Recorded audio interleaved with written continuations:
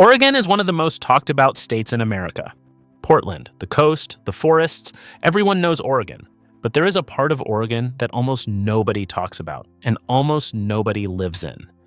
Eastern Oregon makes up 60% of the entire state. It is larger than the entire state of Tennessee, and the total population is less than 300,000 people. That is less than the population of a single mid-sized American city, spread across an area the size of a small country. Today, we are going to find out why. Most people do not realize that Oregon is two completely different places. West of the Cascade Mountains, you get what everyone imagines: green forests, rain, mild temperatures, dense cities. This is the Oregon on postcards. East of the Cascades, everything changes. The mountains block almost all moisture coming from the Pacific Ocean. By the time air reaches eastern Oregon, it is bone dry. The landscape transforms completely. Green forests become high desert. Mild temperatures become extreme ones. Winters drop well below zero. Summers push past 100 degrees. It is not a gradual shift. It is a wall. You drive through a mountain pass and you are in a different world. And that world is almost completely empty. Harney County is the largest county in Oregon. It is also one of the largest counties in the entire United States. It covers 10,000 square miles. That is larger than the states of Maryland and Delaware combined. The population is 7,200 people. To put that in perspective, some apartment buildings in New York City house more people than the entire county. There are places in Harney County where you can drive for 2 hours in any direction and not see a single building. Not a house, not a barn, not a gas station, just sagebrush, volcanic rock, and silence. Burns is the county seat of Harney County. It is the largest town in the county. The population is 2,400 people. There is one high school, one main street, and hundreds of miles of empty road in every direction. Eastern Oregon was not always this empty. People tried to settle here. In the 1800s, homesteaders came west with the same dreams they carried everywhere. They claimed land, they built farms, they planned to stay. Most of them left within a generation. The land defeated them. Not dramatically, slowly. The soil in much of eastern Oregon looks farmable, but it is shallow.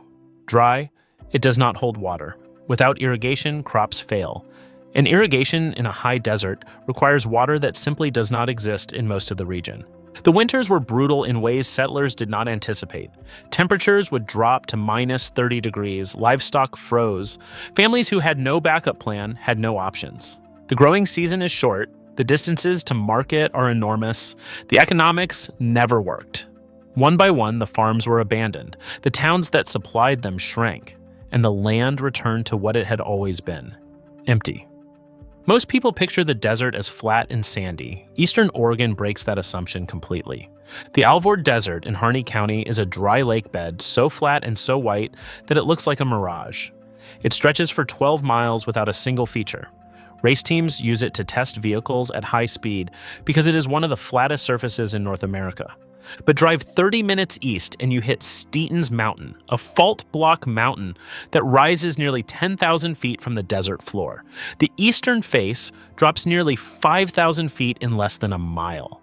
It is one of the most dramatic geological features in the American West, and most Americans have never heard of it. The Painted Hills near John Day are another world entirely. Layers of red, gold, and black sediment have eroded into smooth, rounded hills that look like they belong on another planet. Scientists have found fossils there from 35 million years ago. Ancient horses, ancient rhinoceroses, animals that once roamed a landscape are nothing like what exists there today.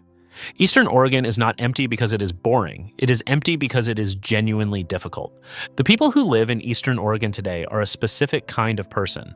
They are ranchers running cattle across land so vast that a single ranch can cover hundreds of thousands of acres. Some of these family operations have been running continuously since the 1800s, and they are people who actively chose distance, who wanted to be far from cities and traffic and noise, who measure their nearest neighbor in miles, not feet. And there is a deep culture here that outsiders rarely see. The Pendleton Roundup is one of the oldest and largest rodeos in the United States. It has run every September since 1910. Tens of thousands of people travel to a small eastern Oregon town for an event that celebrates the exact culture that built this region. The Nez Perce people have deep historical roots across eastern Oregon. The forced removal of the Nez Perce in 1877 is one of the most significant and heartbreaking chapters in Pacific Northwest history. Their connection to this land goes back thousands of years before any settler arrived. The people who stayed in eastern Oregon did not stay because they had no choice. They stayed because this place got into them. And that does not happen to everyone. But when it does not let go. Here is the thing about eastern Oregon that should genuinely surprise you. In a country where almost every acre of desirable land has been developed, priced up, and fought over, eastern Oregon sits largely untouched. Not because it has no value, because it demands something from you. The Wallowa Mountains in the northeast corner of the region are called the Alps of Oregon. Granite peaks rising above 9,000 feet, crystal clear lakes, wilderness so remote that the trails can go days without seeing another hiker.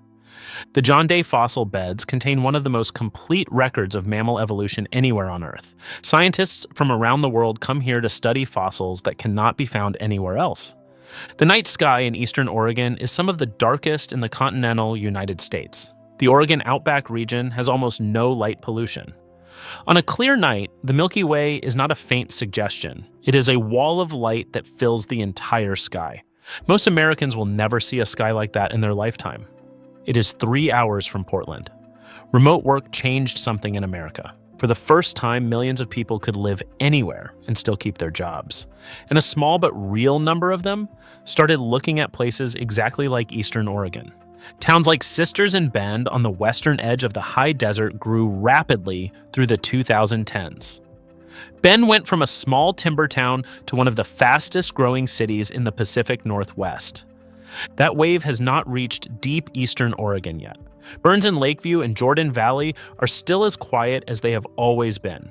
But the pressure is building. Land prices in truly remote areas that were essentially worthless a decade ago have started to move. The question eastern Oregon faces is the same question remote places across America are starting to face. How much emptiness do you have to give up before you stop being what made you worth finding in the first place? 60% of Oregon, the size of Tennessee, less than 300,000 people. Eastern Oregon is not empty because America forgot about it. It is empty because the land itself decided who was serious about staying. The homesteaders came and the land sent most of them home.